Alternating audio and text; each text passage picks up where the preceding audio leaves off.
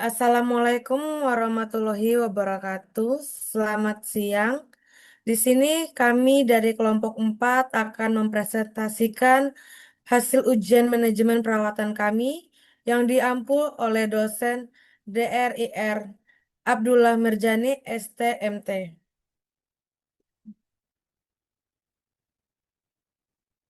Di mana dengan judul Analisis Sistem Maintenance pada PT Maju Jaya Manufacturing. Kami dari jurusan Teknik Industri, Fakultas Teknik, Universitas Riau Kepulauan Batam, tahun ajaran 2025 sampai 2026. Dengan anggota kelompok, yang pertama ada Hengki Samudra dengan NPM 2410100022. Yang kedua ada Zafira Nur Anisa dengan NPM 2410100025.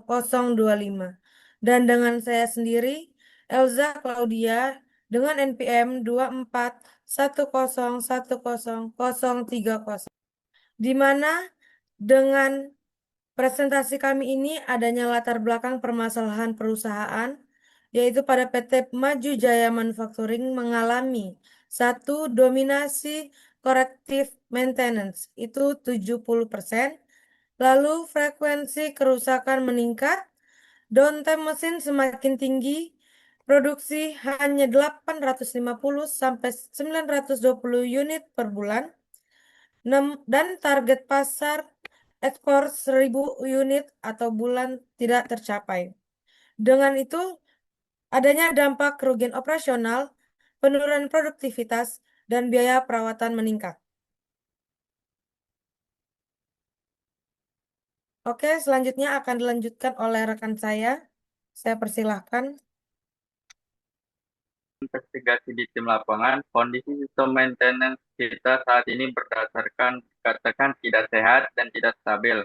Hal ini terjadi karena aktivitas perawatan kita masih sangat bersifat reaktif, di mana perbaikan baru dilakukan setelah mesin mengalami kerusakan atau corrective maintenance. Karena porsi preventive maintenance belum optimal, dampaknya terasa langsung pada operasional pabrik, frekuensi kerusakan mesin terus meningkat, waktu mati atau downtime bertambah, dan puncaknya adalah kita gagal mencapai target produksi ekspor yang sudah ditetapkan. Oke. Dari evaluasi tersebut, kami mengidentifikasi tiga masalah utama yang saling berkaitan. Satu, tren kerusakan yang memburuk, di mana pada bulan pertama hanya terjadi 3 kali kerusakan, namun melonjak drastis menjadi 9 kali kerusakan pada bulan ke-10. Dua, strategi perawatan tidak seimbang. Tindakan korektif terlalu mendominasi, sementara tindakan pencegahan belum berjalan maksimal. Tiga, pemborosan biaya operasional. Biaya korektif membengkak hingga 15 sampai 25 juta per bulan. Berbanding terbalik dengan biaya perfektif yang hanya 5 juta per bulan. Oleh karena itu, kami menetapkan bahwa prioritas utama yang harus segera diselesaikan adalah menghentikan tingginya frekuensi kerusakan pada mesin CNC utama. Untuk mengukur performa RI dan kondisi ke dalam mesin tersebut, kami menetapkan tiga parameter KPI, MTBF, Main, Main Time Between Failure, untuk mengukur keandalan kendala atau beberapa lama mesin mampu bertahan beroperasi sebelum rusak. Yang keduanya MTR, Main Time to Repair, untuk mengukur kecepatan perbaikan atau responsif tim teknisi saat terjadi kerusakan. Yang ketiga, Availability, untuk mengukur tingkat kesiapan mesin secara keseluruhan dalam mendukung proses produksi.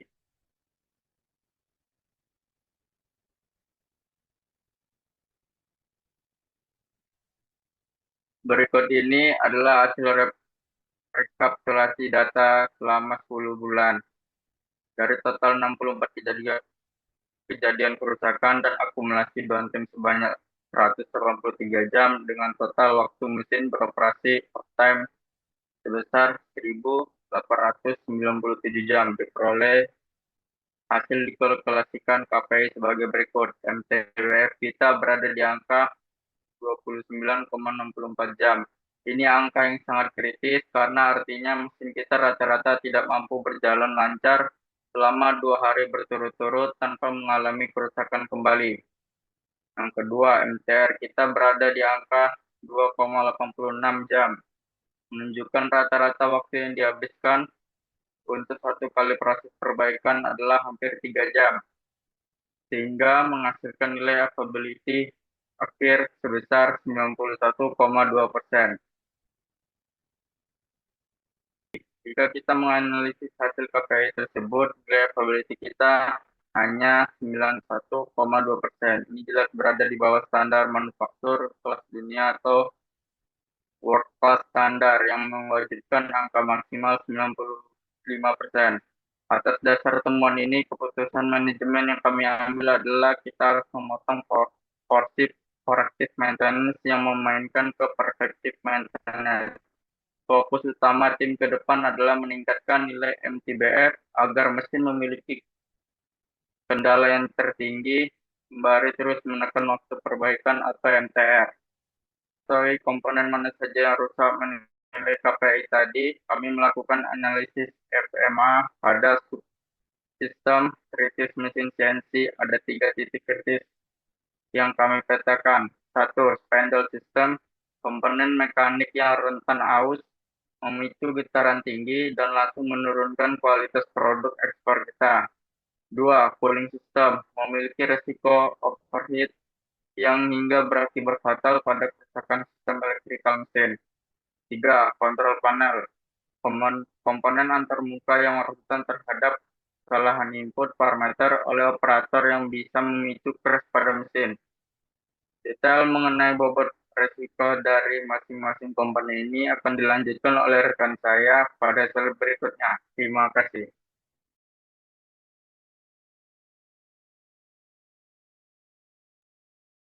Baik, terima kasih kepada Hengki. Di sini saya akan menjelaskan apa itu tabel FMEA.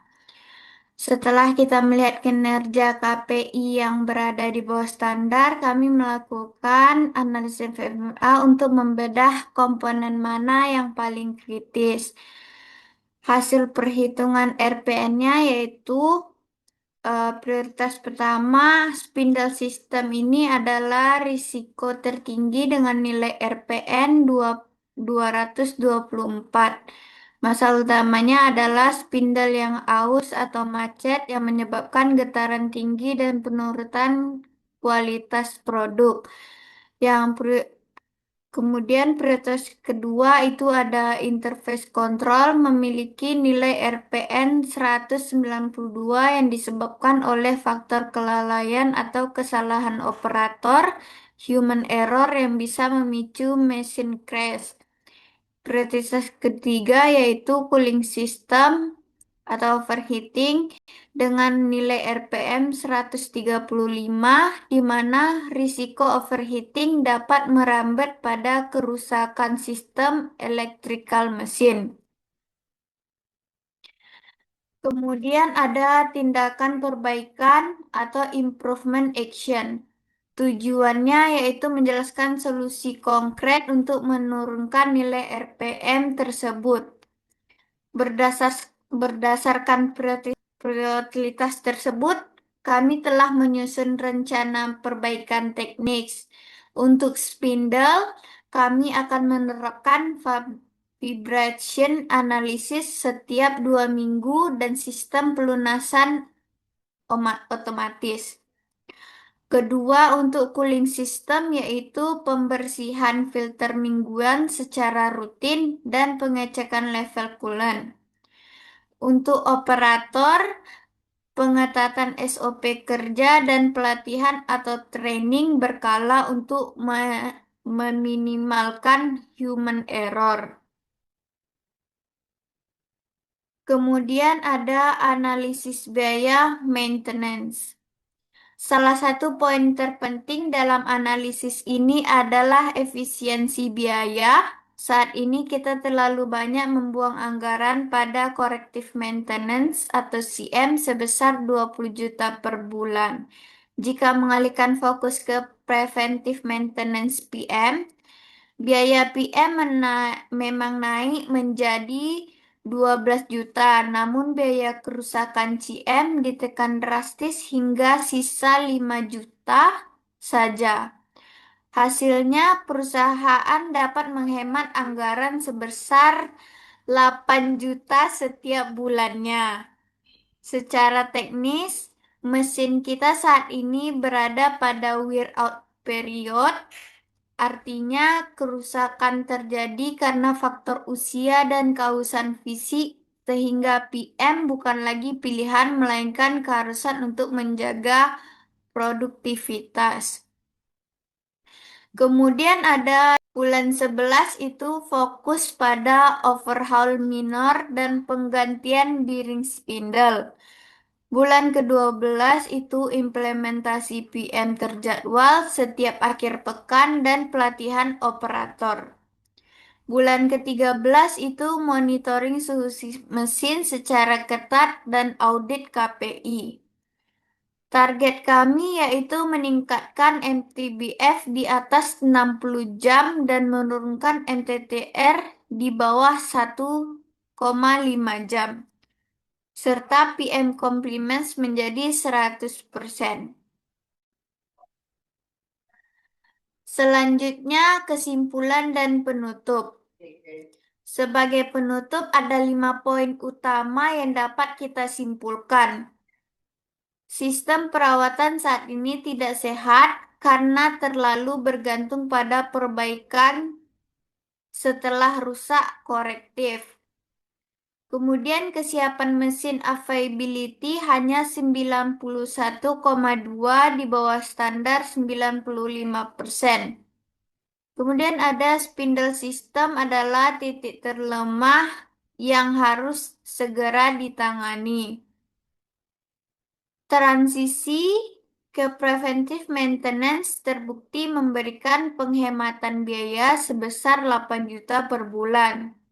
Kemudian fokus utama perusahaan adalah menekankan frekuensi kerusakan untuk mencapai target produksi ekspor yang selama ini tertunda.